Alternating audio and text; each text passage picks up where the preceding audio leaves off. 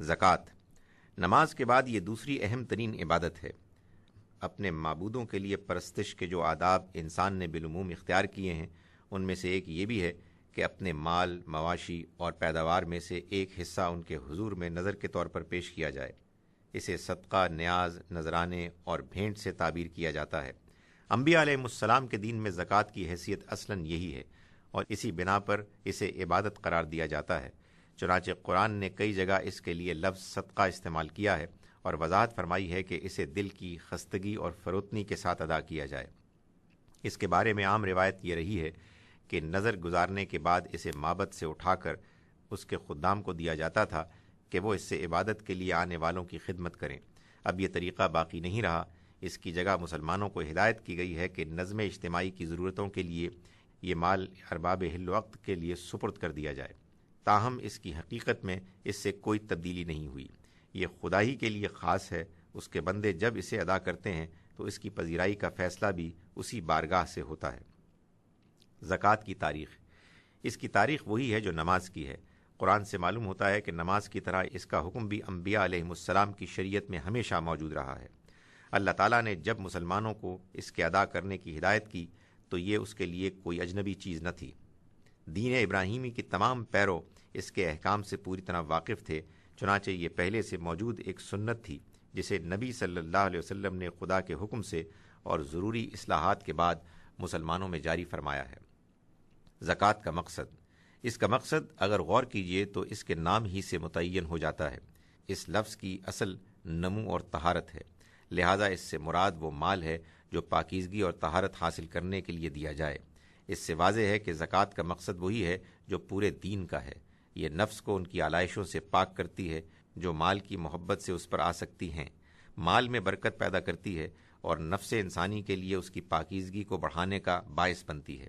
اللہ کی راہ میں انفاق کا یہ کم سے کم مطالبہ ہے جسے ایک مسلمان کو ہر حال میں پورا کرنا ہے۔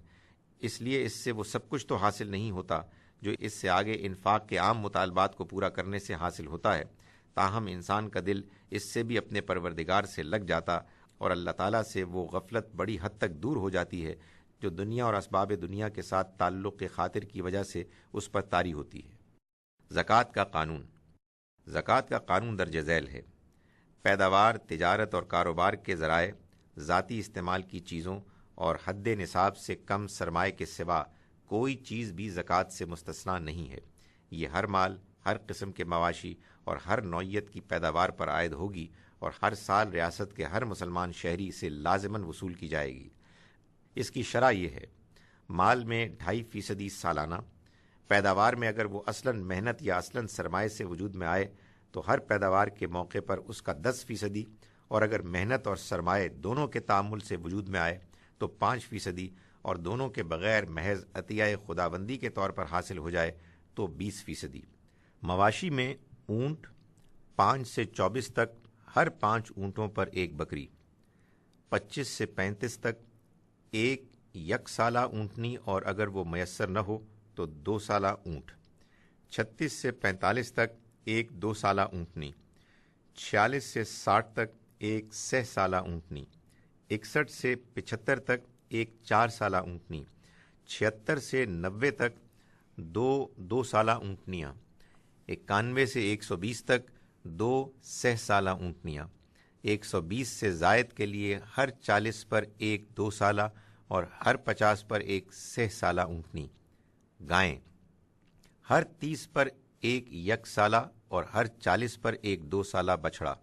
بکریاں 40 سے 120 تک ایک بکری، 121 سے 200 تک 2 بکریاں، 201 سے 300 تک 3 بکریاں، 300 سے زائد میں ہر 100 پر ایک بکری۔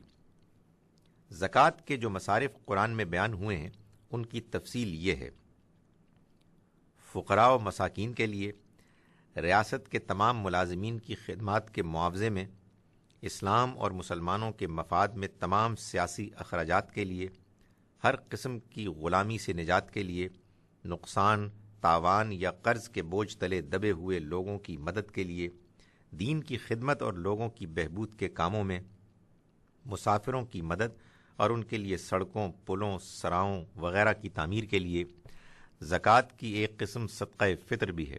یہ ایک فرد کے لیے صبح و شام کا کھانا ہے جو چھوٹے بڑے ہر شخص کے لیے دینا لازم کیا گیا ہے اور رمضان کے اختتام پر نماز عید سے پہلے دیا جاتا ہے۔ روزہ، نماز اور زکوٰۃ کے بعد تیسری اہم عبادت روزہ ہے۔ عربی زبان میں اس کے لیے صوم کا لفظ آتا ہے، جس کے معنی کسی چیز سے رک جانے اور اس کو ترک کر دینے کے ہیں۔ شریعت کی اصطلاح میں یہ لفظ خاص حدود و قیود کے ساتھ کھانے پینے اور ازدواجی تعلقات سے رک جانے کے لیے استعمال ہوتا ہے۔ اردو زبان میں اسی کو روزہ کہتے ہیں۔ انسان چونکہ اس دنیا میں اپنا ایک عملی وجود بھی رکھتا ہے، اس لیے اللہ تعالیٰ کے لیے اس کا جذبہ عبادت جب اس کے عملی وجود سے متعلق ہوتا ہے تو پرستش کے ساتھ اطاعت کو بھی شامل ہو جاتا ہے۔ روزہ اسی اطاعت کا علامتی اظہار ہے۔ اس میں بندہ اپنے پروردگار کے حکم پر اور اس کی رضا اور خوشنودی کی طلب میں بعض مباحات کو اپنے لیے حرام قرار دے کر مجسم اطاعت بن جاتا اور اس طرح گویا زبان حال سے اس بات کا اعلان کرتا ہے کہ اللہ تعالیٰ اور اس کے حکم سے بڑی کوئی چیز نہیں ہے۔ وہ اگر قانون فطرت کی روح سے جائز کسی شے کو بھی اس کے لیے ممنوع ٹھہرا دیتا ہے، بندے کی حیثیت سے زیبا یہی ہے کہ وہ بے چون و چرا اس حکم کے سامنے سر تسلیم خم کر دے۔ اللہ کی عظمت و جلالت اور اس کی بزرگی اور کبریائی کے احساس و اعتراف کی یہ حالت اگر غور کیجیے تو اس کی شکر گزاری کا حقیقی اظہار بھی ہے۔ چنانچہ قرآن نے اسی بنا پر روزے کو خدا کی تکبیر اور شکر گزاری قرار دیا اور فرمایا ہے کہ اس مقصد کے لیے رمضان کا مہینہ اس لیے خاص کیا گیا ہے کہ قرآن کی صورت میں اللہ نے جو ہدایت اس مہینے میں تمہیں عطا فرمائی ہے اور جس میں عقل کی رہنمائی اور حق و باطل میں فرق و امتیاز کے لیے واضح اور قطعی حجتیں ہیں، اس پر اللہ کی بڑائی کرو اور اس کے شکر گزار بنو۔ اس کا منتہائے کمال یہ ہے کہ آدمی روزے کی حالت میں اپنے اوپر مزید کچھ پابندیاں عائد کر کے اور دوسروں سے الگ تھلگ ہو کر چند دنوں کے لیے مسجد میں بیٹھ جائے اور زیادہ سے زیادہ اللہ کی عبادت کرے۔ اصطلاح میں اسے اعتکاف کہا جاتا ہے۔ یہ اگرچہ رمضان کے روزوں کی طرح لازم تو نہیں کیا گیا، لیکن تزکیہ نفس کے نقطہ نظر سے اس کی بڑی اہمیت ہے۔ روزہ و نماز اور تلاوت قرآن کے امتزاج سے جو خاص کیفیت اس سے پیدا ہوتی اور نفس پر تجرد و انقطاع اور تبتل اللہ کی جو حالت طاری ہو جاتی ہے، اس سے روزے کا اصلی مقصود درجہ کمال پر حاصل ہوتا ہے۔ روزے کی تاریخ، نماز کی طرح روزے کی تاریخ بھی نہایت قدیم ہے۔ قرآن نے بتایا ہے کہ روزہ مسلمانوں پر اسی طرح فرض کیا گیا جس طرح وہ پہلی قوموں پر فرض کیا گیا تھا۔ چنانچہ یہ حقیقت ہے کہ تربیت نفس کی ایک اہم عبادت کے طور پر اس کا تصور تمام مذاہب میں رہا ہے۔ روزے کا مقصد، اس کا مقصد قرآن نے یہ بیان کیا ہے کہ لوگ خدا کا تقوی اختیار کر لیں۔ قرآن کی اصطلاح میں تقوی کے معنی یہ ہیں کہ انسان اپنے شب و روز کو اللہ تعالیٰ کے مقرر کردہ حدود کے اندر رکھ کر زندگی بسر کرے اور اپنے دل کی گہرائیوں میں اس بات سے ڈرتا رہے کہ اس نے اگر کبھی ان حدود کو توڑا تو اس کی پاداش سے اللہ کے سوا کوئی اس کو بچانے والا نہیں ہو سکتا۔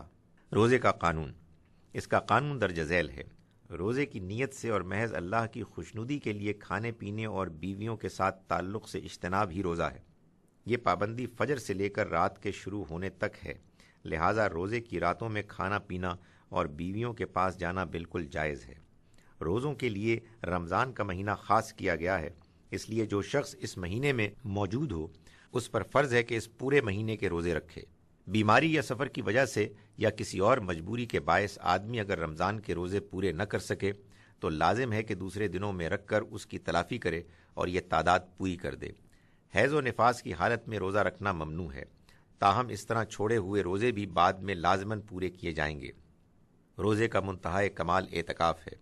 اللہ تعالیٰ اگر کسی شخص کو اس کی توفیق دے تو اسے چاہیے کہ روزوں کے مہینے میں جتنے دنوں کے لیے ممکن ہو دنیا سے الگ ہو کر اللہ کی عبادت کے لیے مسجد میں گوشہ نشین ہو جائے اور بغیر کسی ناگزیر انسانی ضرورت کے مسجد سے باہر نہ نکلے۔ آدمی اعتکاف کے لیے بیٹھا ہو تو روزے کی راتوں میں کھانے پینے پر تو کوئی پابندی نہیں ہے، لیکن بیویوں کے پاس جانا اس کے لیے جائز نہیں رہتا۔ اعتکاف کی حالت میں اللہ تعالیٰ نے اسے ممنوع قرار دیا ہے۔